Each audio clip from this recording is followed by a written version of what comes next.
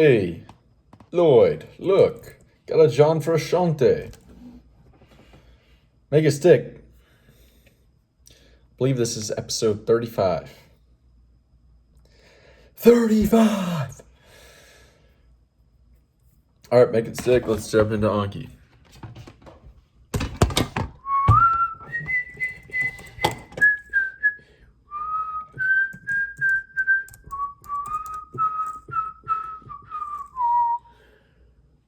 Nope, no flashcards due today. Alright. What did we read yesterday? I believe we read the section on varied practice. Yeah, that makes sense. Is that all we read? I'm not sure. I'm not exactly sure, actually. I don't remember if we started the interleaved section. No, it was varied practice. Okay. Well, what did we read about varied practice? Varied practice leads to encoding the motor skill in a brain region that is different than if you mass practice something. And that brain region is associated with more complex, higher order skills and leads to more encoding and more flexibility to apply that skill or knowledge versus compared to, motor skills developed via mass practice are encoded within brain region associated with more simpler, less complex motor skills, leads to less encoding, and it leads to less flexibility in application. Cool. All right. What else we got? Varied practice has been shown in studies to be effective in not only motor skills, like the beanbag study, but also in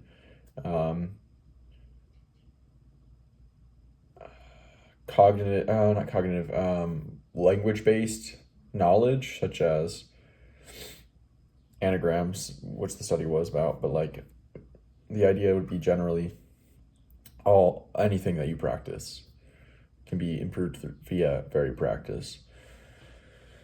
Okay.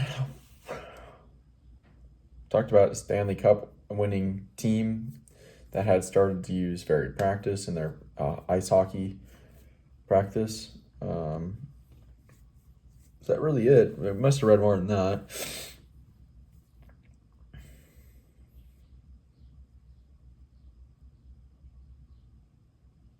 So varied and interleaved practice together, they both lead to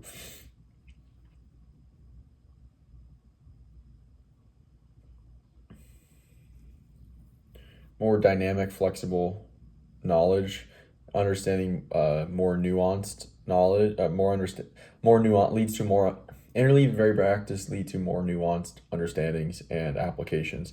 Varied practice and interleaved practice as well both lead to better like context understandings of what makes these things different, what's the underlying principles that make the thing unique, what contexts to use which things, etc., which skills, which knowledge.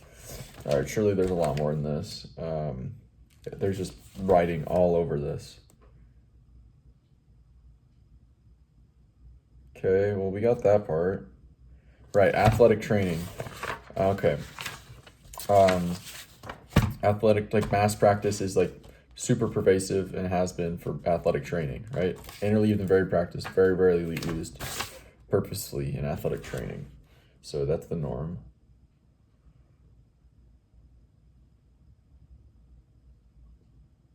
Okay, cognitive learning as well as motor skills, got that.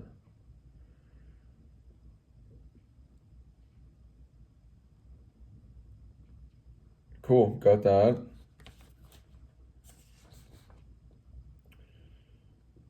Got that. Okay, we started the section on developing discrimination skills. I don't really remember that. Okay, now I kind of do. Got it. All right. Yeah. Don't know how we must have had flashcards. Why did we not get through that much yesterday? Um,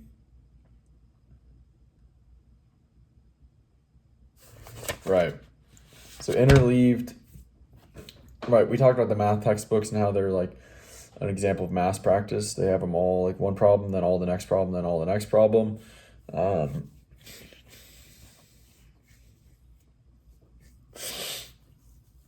okay. Okay, por. Right, but for knowledge to really be valuable, and you need to have discrimination abilities, discrimination skills. It needs to be more dynamic than just like you see one exact wording of a problem and then you know what to respond to it. That's not very valuable to the real world skills or knowledge. So we need to have these discrimination skills. When to use what, and how do you just develop these discrimination skills? What type of problem is this? What type of knowledge is required here? You develop it through interleaved and varied practice. And so develop real valuable knowledge and skills. You need to develop discrimination skills. How do you develop discrimination skills? Interleaved and varied practice. Cool? Cool? Cool? Discrimination discerning skills.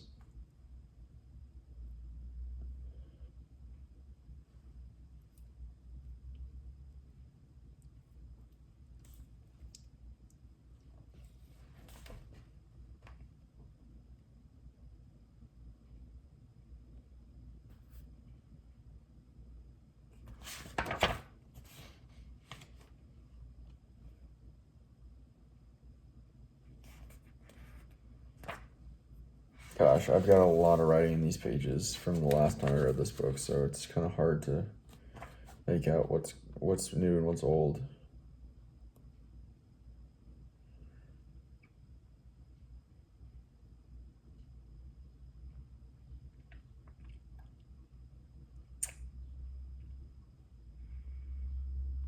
Okay. Now I'm gonna go ahead and read, and I'll be back to recall in a second. So talk to you in a sec.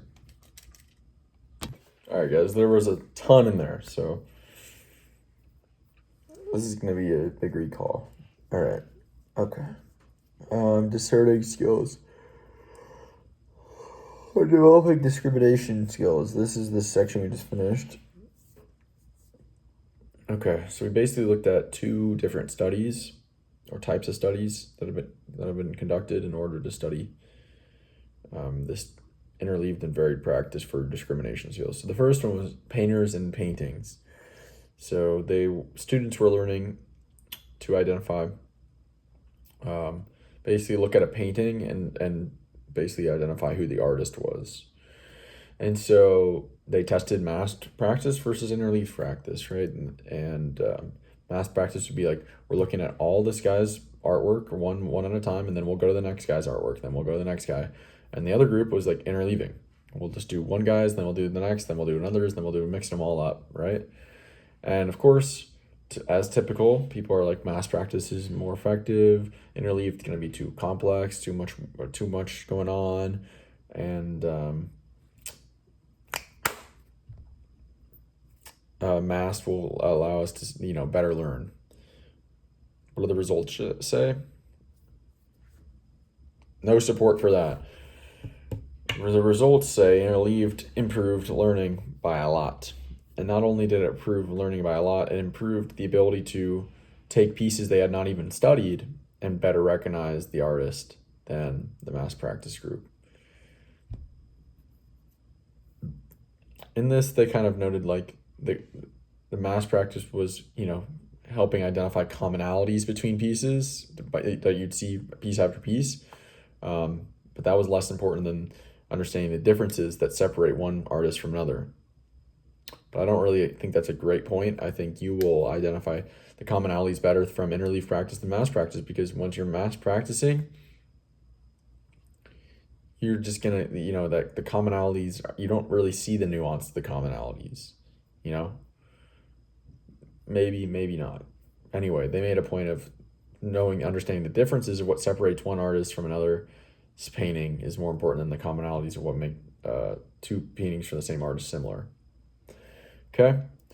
That was one study for the interleaved and varied practice discrimination skills. The other one was identifying bird species.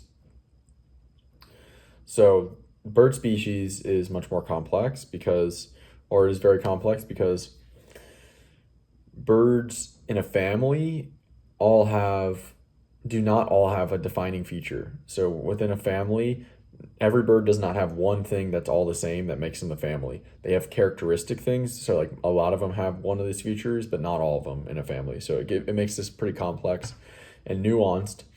And again, interleaved and varied practices was shown to improve this learning. Okay.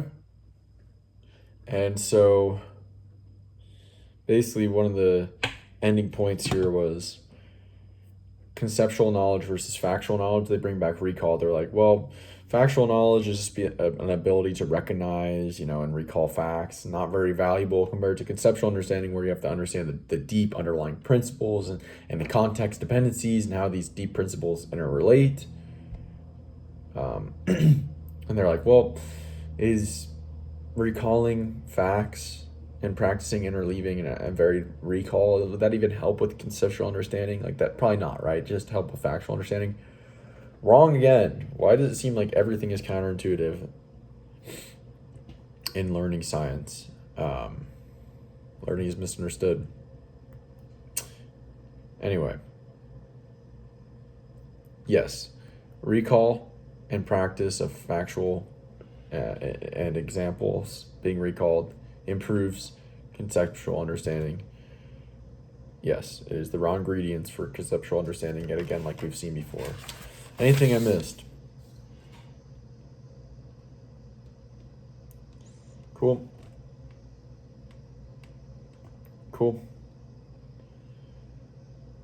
Yep. Cool. Yeah, it looks like we got everything. That was it. Thought there was more to it. Let's read some of my notes from the last time I read this book. Profound. We intuitively think that mass practice is better for...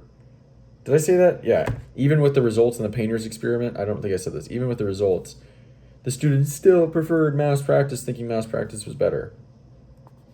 Even when they saw that interleaved was better. By the results. Anyway, we intuitively think that mass practice is better for performance, even in light of evidence from our own success with interleaved practice, compounding in it in learning. Learning takes time, no way around it. Mass practice doesn't really speed up learning, it still takes time. What are the best resources for learning? Practice tests. Interleaving these practice test questions, varied practice, can be very, very slow and difficult. Progress. Interleaved and varied practice lead to more than just factual knowledge. They appear to improve conceptual comprehension and conceptual understanding.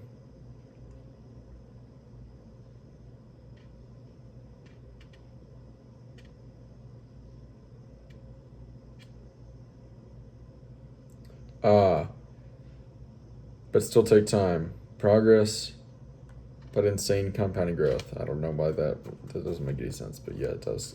The idea does, the wording doesn't. How much time we got? 2 minutes, 22 seconds. All right, improving complex mastery for medical students. Let's go ahead and read this first paragraph. I'll be back in a second. All right, wrapping up this, we just started this section on improving complex mastery for medical students. This kind of intro paragraph's talking about this medical teacher, I think, at Washington University, kind of talking about how every patient that comes in, every patient diagnosis is kind of like a practice test, or an interleaved and varied practice test for a doctor. I kind of noted, though, personally, that poor feedback, though. You just because you're doing the practice, you're not really getting much feedback. Were you right in your diagnosis? Were you wrong? I don't know if you get that kind of feedback. Maybe you do. Delayed feedback. Anyway. They kind of noted implicit versus explicit memory. Implicit memory being subconscious, it seems, and explicit memory being conscious. You're thinking through, symptoms, this and that, but then you're getting these implicit intuition feelings that are like subconscious from your previous experience and studying and learning and testing. All right, that's basically it for today. Talk to you guys later. See ya.